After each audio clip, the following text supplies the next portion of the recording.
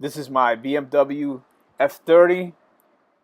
At about 106,000 miles, the timing chain went out. And this is a short video showing the process it took to repair it.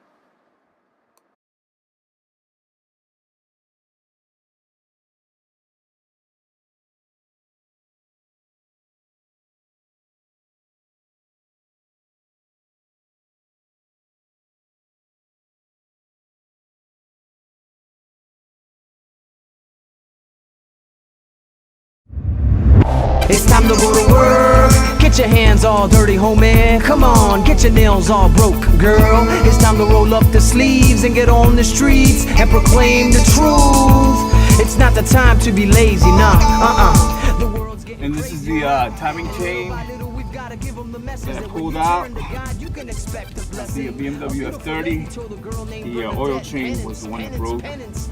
Smashed everything. Kiss the ground as an act of penance for sinners. I can't believe it. If you want more videos, comment down below, subscribe, and I'll post more detailed videos. Okay, so we're in my BMW F30 crossing the bridge here in sunny Tampa Bay, Florida. I just wanted to do an update on the timing chain repair.